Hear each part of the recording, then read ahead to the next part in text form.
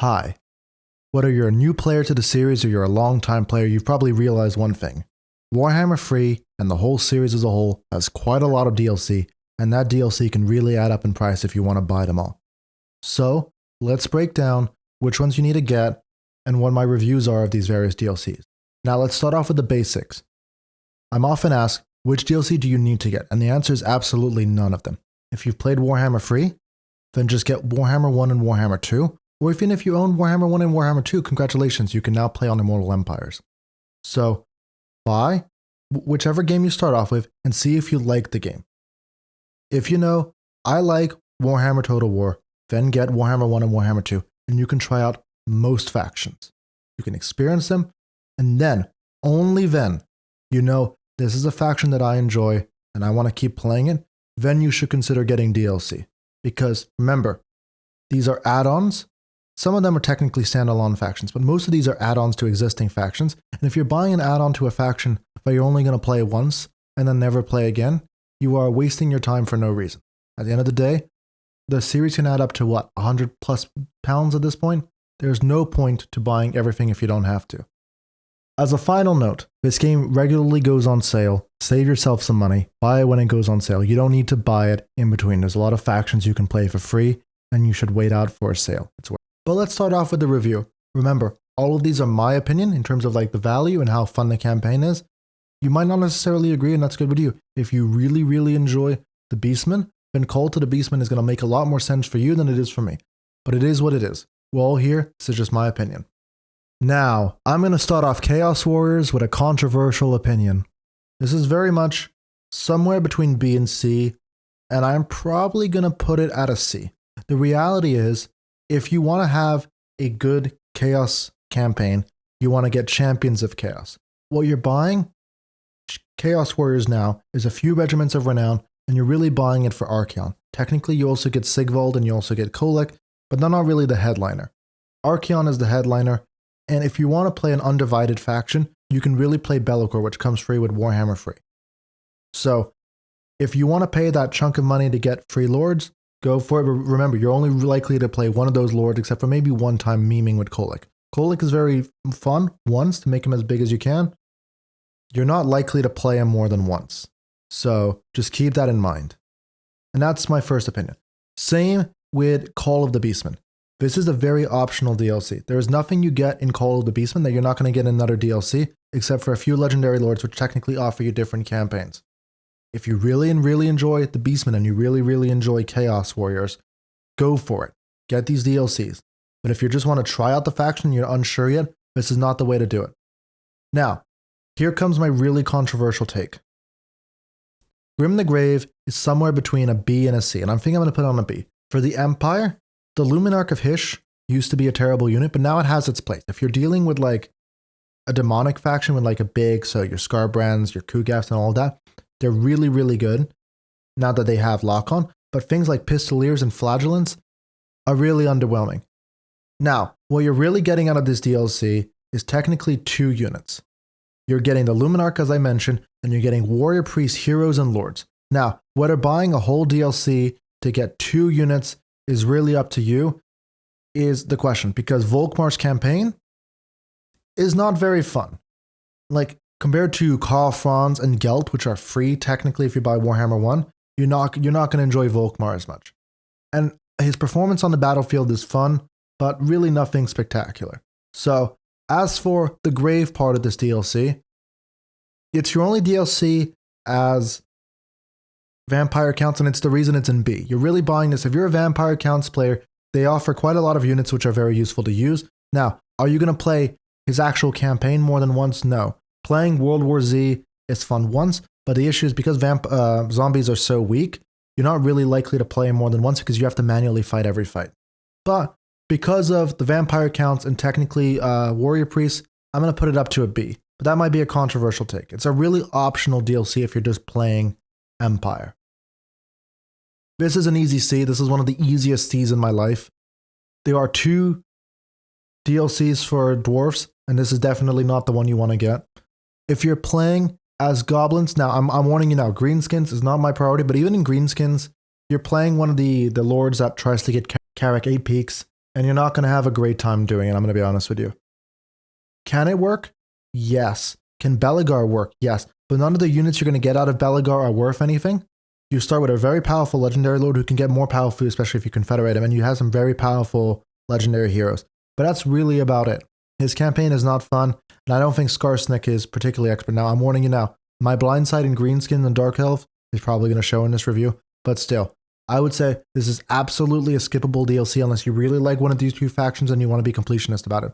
Because, like, as much as I like dwarfs, if there hadn't been the only DLC available at the time, I probably would not have bought it.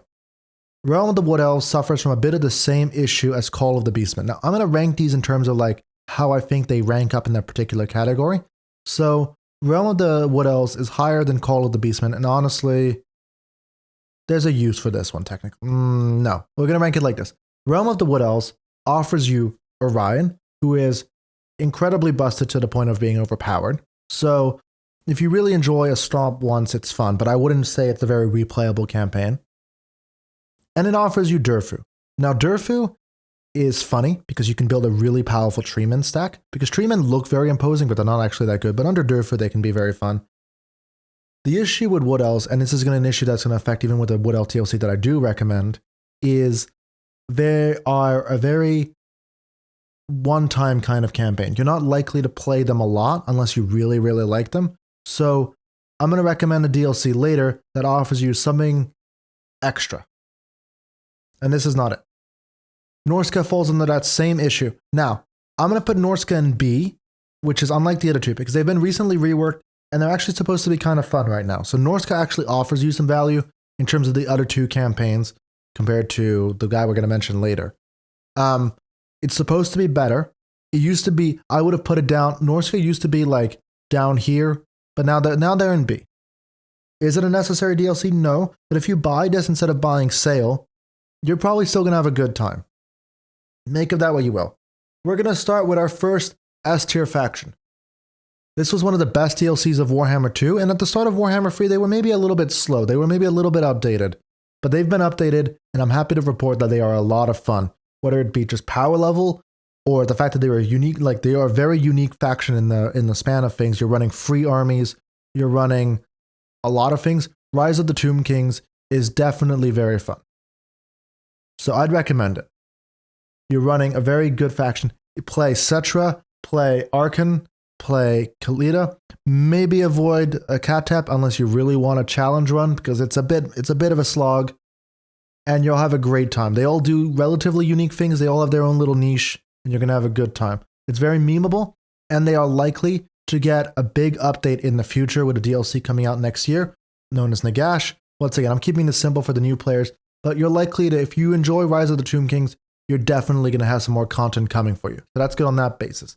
Now, as a certified High Elf lover and a certified Alarial enjoyer, campaign enjoyer, except before the rework, I'm actually going to take the controversial take of putting in an A. Here's the thing. If you enjoy High Elves, even a little, you really want this DLC. You want it for the Handmaidens, and more importantly, you want it for Sisters of Avalon. Sisters of Avalon are what allowed the Wood Elves, the High Elves, to participate in the late game. Whether or not you like the fact that Warhammer 3 is selling you power in DLC, make of that what you will. At the end of the day, Warhammer 3 is a games as a service masquerading as a strategy game. They are going to make you buy things that you're going to want. Make of that what you will. But the issue is, for the Dark Elves, I don't think you get that much that's interesting. I don't think it's necessarily an important DLC for you. So I can't really put it in S. As much as it's really important for High Elves, Alariel's campaign just got overshadowed by Tyrion and Teclis's reworks. And probably she's still the most powerful one out of the bunch, right?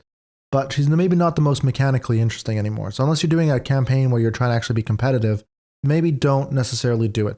You can make her incredibly powerful. She is incredibly busted as a faction. She's just not very proactive compared to some of the newer factions that have been coming out recently. Now, controversial take, because usually I actually like standalone DLC factions. Curse of the Vampire Coast is not one I'd recommend personally, which is weird because I really like my range, my gun factions, but there are factions that do everything they do but a lot better. And honestly, if I didn't have to buy them for 100% in the game like I've done, I really wouldn't want to do it again. I don't recommend it. Just avoid it. They are technically unique and you technically have a kind of a unique experience, but they are really rough. Hopefully they'll get reworked in the future. Maybe this review will be out of date, but as it stands right now, unless you really, really, really want to, and I recommend like account sharing with someone and trying them out first, don't do it. Just save yourself. Now, here's my controversial take. Remember how I was reviewing the Queen and the Crone as an A tier because I only enjoy one half of it?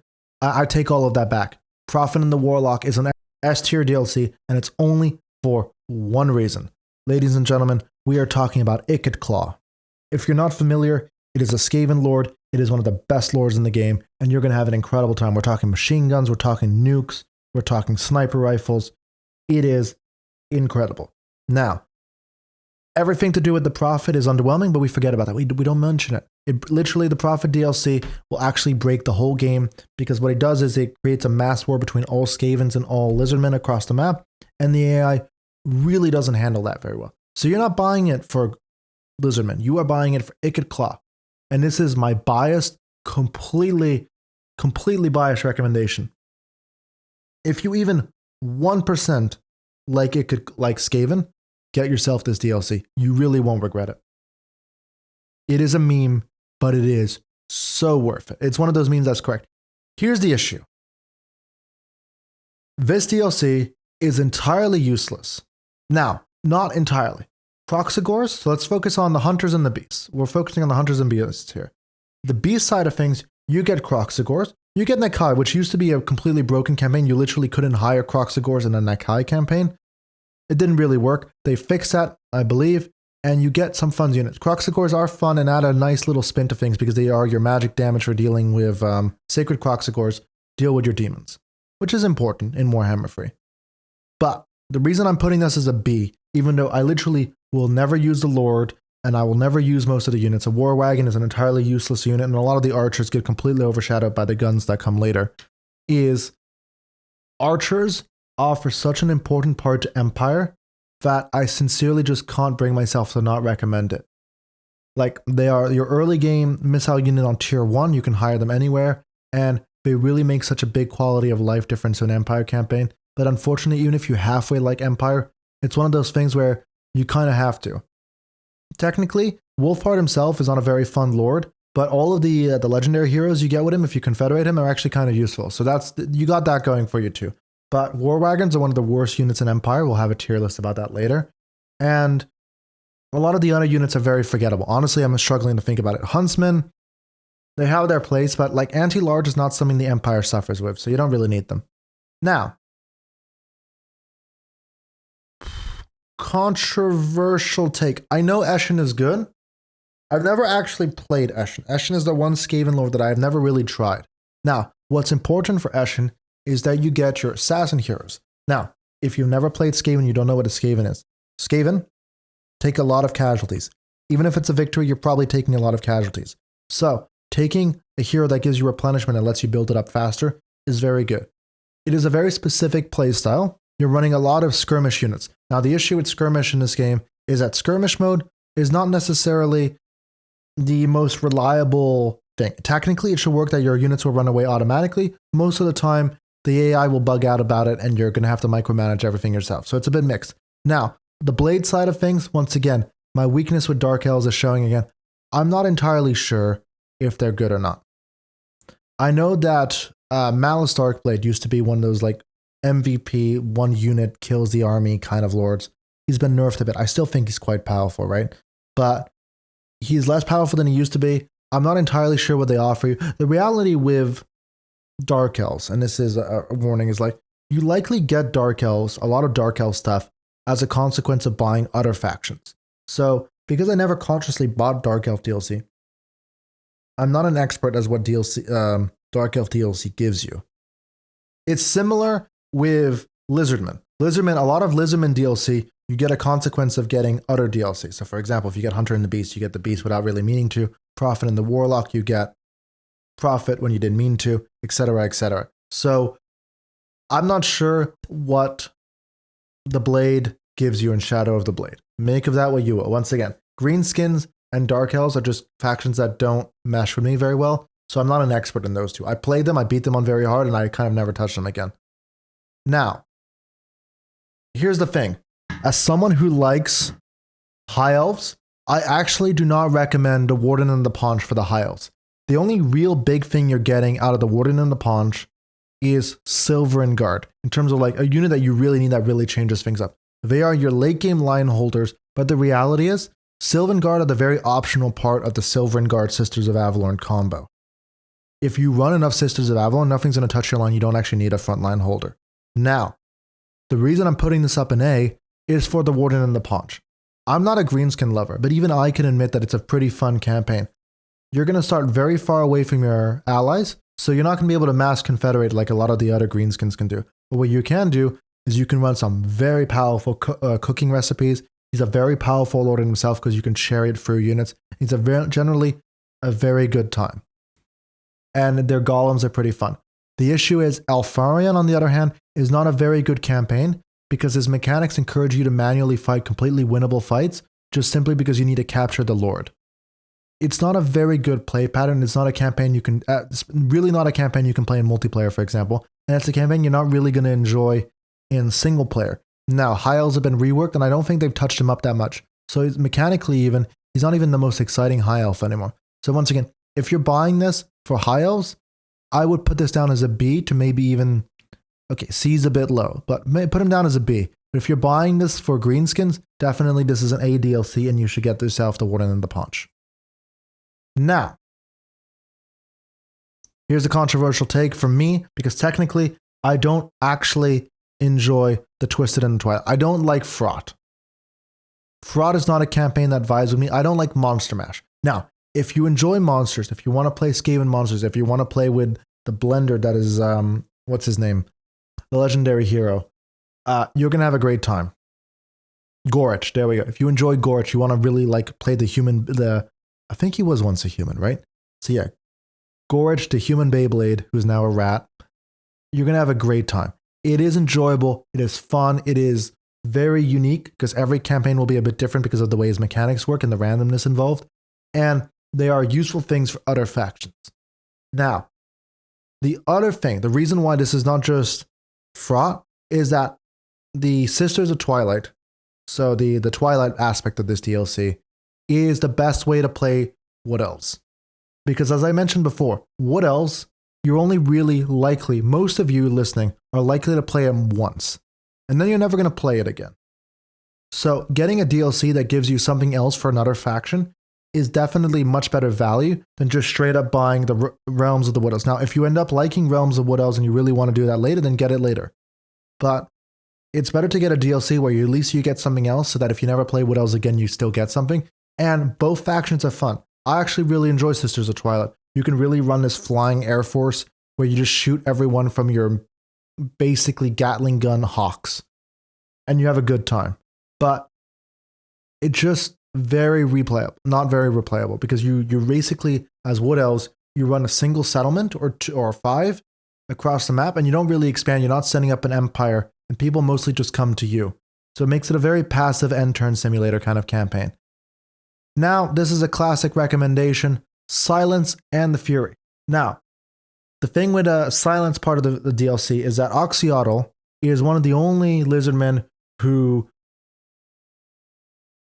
has a unique mechanic going for himself. It is definitely the best of the lizardman campaigns. I've seen people, shout out to one guy on Twitch who conquers the map in something ridiculous, 60 turns, the whole map, playing as Oxyotl. It's very powerful. It's very unique. You can have fun with him. It is very different from the other ones in a good way. Now, the other reason it is on tier is if you want to play Beastmen at all, getting the Fury is the only DLC you should be getting unless you really enjoy it. Because the reality is you don't get anything in Call of the Beastmen you do not get in Silence and the Fury. Torox is the alpha Beastman. He is the only one with a really deep mechanic. He has a lot going for him. You can pick up the Sword of Cain, which is ridiculous on him. If you ever play Torox, pick up a Sword of Cain first chance you get. You won't regret it. You got 0 downsides. But the only thing that Call of the Beastmen will do is give you a few other legendary lords, and they will be lesser versions of Torox. So that's why Call of the Beastmen is in C, and Silence and the Fury is in S. It is a cliche recommendation, but if you want to play either of those two factions, they are definitely ones you want to get. Ogre Kingdoms. Look, I'm not going to put it down in C. Technically, they are overshadowed by Goldfang, right? But they run their own unique thing. They're actually good campaigns. They're very unique in what they do, relatively from each other, and you'll have a good time. Once again, you don't need this DLC, but as standalone lords, they don't feel negated by Goldfang because they kind of do their own unique thing. So, once again, you don't need to. I bought Ogre Kingdoms before Goldfang came out to complete the game, and honestly, I had a good time with them. I would say that if you're going to play Ogre Kingdoms, try Scrag over Greasus, and you'll have a good time. Now, we're getting to our first real Warhammer free DLC. Champions of Chaos is an easy S tier. Now, the important thing to remember is that Champions of Chaos, unlike a lot of these DLCs, is a DLC that applies to 6 separate factions. You get Slanesh benefits, you get Khorne benefits, you get Nurgle benefits, you get Tzeentch benefits, you get Warriors of Chaos benefits, and if you're brave enough to go play Demons of Chaos, you get Demons of Chaos benefits. Any single one of those factions will get benefits from you buying this DLC. To ensure sheer value for money, it is good. You're getting a lot of your late game infantry, really powerful, chosen of your various gods, and you're getting a lot of unique lords, which you can confederate as Be'lakor or Archeon, and then you can run the whole package. Do you need this DLC to play those factions? No, and I'm re-emphasizing that because I beat every single demon without Champions of Chaos, but honestly, I feel like I should have. In terms of value, you probably will want to get this at some point if you like any of those factions. So it's definitely one worth getting. All 4 of the lords are standalone, powerful, and do their own unique things, and I recommend it. Now, another really easy recommendation. This is Forge of the Chaos Dwarfs is definitely up there. I'm going to rearrange these all later. I kind of gave up on rearranging these. Actually, let me see 2 seconds. I'm going to do Prophet and the Warlock because I am a basic man who likes one thing. Let me change that up. I'm going to put Champions of Chaos here, and then I'll do that. No, that. And then here we go. And I think this order is correct. There we go. That's how I feel about these DLCs so far. Now, Forge of the Chaos Dwarf itself is the priciest DLC at the time of writing. And personally, I think they deserve it. The faction is mechanically unique. Now, they're taking bits and pieces of Chaos Dwarfs and they're starting to add it to other things, like the Kala has the same settlement mechanic as Chaos Dwarfs. And obviously, Chaos Dwarfs themselves stole the trading routes from Cafe. But what it offers as a package is unique. You are an incredibly powerful late game faction, but you actually start off a little bit slow and you do actually struggle at the beginning. So you really get that sense of reward. It's a lot more mechanically deep than a lot of the other factions. You're really like having to work for that. And it's fun. It's a lot more complex than some of the other ones. And a lot of what you will learn playing Chaos Dwarfs doesn't really teach you anything about the other factions. So buy it when you're more experienced. This is not a DLC you start with playing the game. It's a bit too complex for that. But once you're experienced at playing Warhammer free and you want maybe a little more mechanical depth, definitely get yourself Forge of the Chaos Dwarfs. Now, unfortunately, this tier list doesn't split up Shadows of Change because now you can buy Shadows of Change individually. Now, I'm putting this as a C tier with an exception. If you are buying Yuanbo, he is a B tier. There is nothing that he offers that is particularly needed for Cafe, but he is inoffensively good. They are fun units, you're having a good time. Now, if you're playing Mother or Stankia, this is a C tier. She offers nothing particular. Her campaign is a little bit weird, but not in a good way. She's starting off in a weird location and just generally doesn't really mesh well with the rest of it. I don't think she offers anything that really supports traditional Kislev, and generally, it's not a good recommendation unless you really, really like Kislev. Now, once again, reminder, if you really like any of these factions, you probably want to get their DLC simply to collect all the legendary lords, right? But it is not something you need playing Kislev. Finally, the Changeling. Here's the thing about the Changeling. The campaign is utterly not replayable because you're not challenged. You can't lose a Changeling campaign against the AI. Maybe against a human player, but even against a human player, it's rather difficult. So you play it once, you're safe, and if you just want to beat Tzeentch once because you really don't enjoy Tzeentch, it's a dumb way to spend your money, but technically you can. But what you're buying Shadows of Change for is what it does for Kairos. Because a big weakness of Kairos is that early game, he doesn't have a frontline infantry. And Shadows of Change fixes that. Is it worth it to buy a whole DLC for like 1 or 2 quality of life units for a separate lord? That's up to you to decide. So I would put it between a B and a C. But if you actually enjoy Kairos and you just need like early game's a little bit weak, get the Shadows of Change DLC. It will help that. I didn't do that. I beat Kairos just on the value of Kairos. But if you're struggling a little bit, it might help you. If you really enjoyed the campaign and you're like, I just need that little bit of punch at the beginning, do it. Once again, I don't recommend doing that because it encourages bad practice in the game, because they should have designed maybe Kairos with actually having a bit of a front line early. But it is what it is. You can't change the developers. You can only spend or not spend based on what you want to do. Now, I'm an Empire lover, so it goes without saying that, I'm going to put it here. As much as I like her, I would say Chaos Dwarf is better than just getting Elspeth von Draken. Elspeth von Draken, out of the free Empire Lords, is the only one you really need to buy DLC-wise. She offers a lot, simply standalone, even for just Karl. Having Empire Lords and Engineer Lords and Heroes is very good. Her units that she offers, like Nuln Iron Sights, are very powerful and cover a good niche. Her steam tanks are good. Her Knights of War are good, though I don't tend to use them that much. And generally, there's very little that misses. I would say that a land ship is more of an aesthetic thing than a really a necessary unit. I don't tend to use them very well. I tend to find them underwhelming.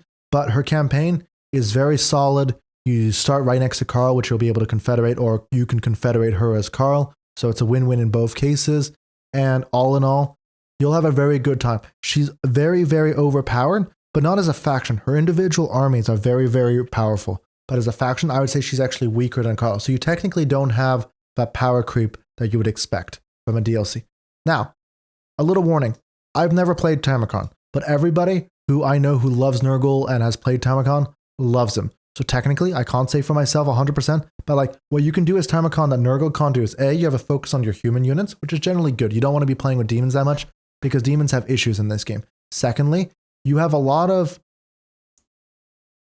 units from other factions mixed in. It's Tamacon and the boy. So all of his legendary lords allow you to buy units from other factions. So you can really do a taster platter of other factions. It's a very fun campaign. Everybody who's ever played it loves it, and it tends to be a lot of people's favorite campaign. I haven't tried it myself, but just off the reputation of people I trust, you should get this. Now, Malachi Makaisen from Thrones of Decay is probably up there with Ikit. You are playing an incredibly fun campaign. You are ridiculously overpowered, but you're actually balanced out in the best way, which is that you are surrounded on all sides by enemies. All of your neighbors hate you, every single one of them, and you start in an incredibly hard position to defend. So you are balanced out by the raw difficulty of the thing, and you're going to have a great time. His mechanics are hilariously fun. You have objectives throughout the entirety of the campaign, because a lot of Warhammer 3, you'll learn playing the game that you reach a point where you have nothing left to do. You're just kind of killing every enemy that really can't fight back because you're too powerful. Malachi gives you those objectives throughout your campaign. You're really like following through. You're trying to get things done. It's very fun. It is people's favorite campaign for a reason. If you halfway enjoy dwarfs, go for it. You're going to have a great time. Forgettable. Ironclaw the Forgettable. Now, once again, I don't like greenskins. I'm not denying that. Maybe a greenskin lover will tell you it's great. I don't find any. I've seen the units he gets. I don't think they're particularly interesting, and I don't think they particularly add that much to greenskins. And I'm honestly going to put him. I won't. Ooh, he's not quite as terrible as some of the units down here, right? No, I put Skarsnik down here. I'll put Ironclaw down here. The units you get are not that exciting, and his campaign is generally not that great. His mechanic is not that well thought through. It's kind of weak. And generally, there are better campaigns to be had. Like, you should play Grom, or you should play... you really want to play as Grimgor rather than trying to make Arbold work. Technically, Gorbad. You really want to be playing as Grimgor if you want to try a generic one. You don't necessarily have an argument to play Gorbad, and I don't recommend it. Same with Skulltaker. Now, Skulltaker has actually units you want. Your Wrathmongers and other things are very fun. The issue with, in the same DLC Skulltaker came out, you have your best Khorne campaign. Your best Khorne campaign is Arbold. which is a free campaign. It's a great time. If you get Champions of Chaos, you get your late game human units that Arbold needs. You'll have a much better time playing Arbold. Skulltaker reaches that point of like, he starts in Warhammer South America, so Lustria. You'll have a really miserable time. Secondly, he is overpowered to the point of just being boring. Like, so overpowered that you're not facing a threat, you just swarm the map. His mechanics are not that interesting, and you're generally not having a fun time. So, if you want the units, go for it, but don't do it for his campaign. You're not going to play Skulltaker more than once. The guy we cannot say his name on YouTube, so Goldfang, is definitely unique, and I think we should encourage that. So I'm going to put him at the height of B tier. I'm not sure I can put him quite up on A, but if you're going to play ogres, it's probably the better way to play ogres in terms of like value for money, right? It's a fun campaign. It's different. It's unique.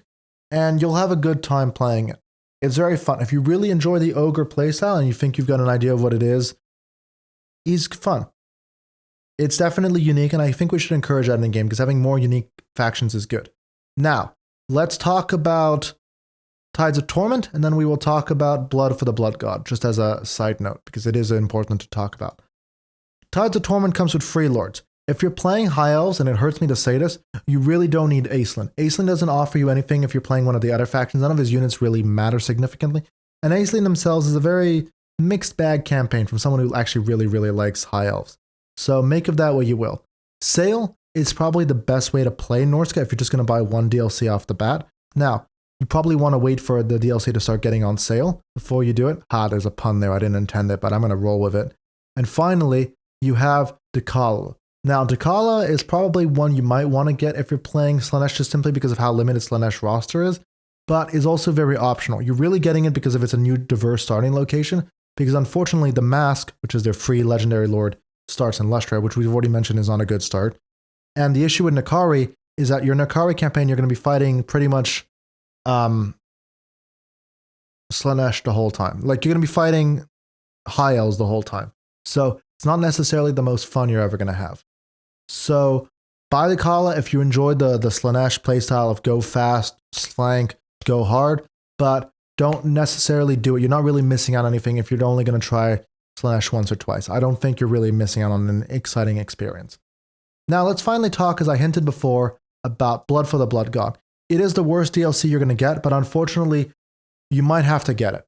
Now, here's a little trip for you. You only need to get it for Warhammer 1, and it will still retroactively apply to Warhammer 3. So don't buy it on Warhammer 3, you save like $1 or $2.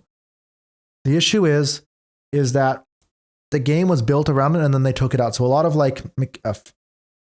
animations and other things don't work if you don't own Blood for the Blood God. Now, is that good for the game that you have to buy a DLC to make it work? That really should just be included in the game? No, but it is what it is. This is the only DLC that I will actively recommend you get on a key site. Give them as little money for this as possible. They don't deserve it. Now, thank you for watching. This is my thoughts and opinions on your DLC. If you disagree, feel free to leave a comment. We can always have a conversation about it.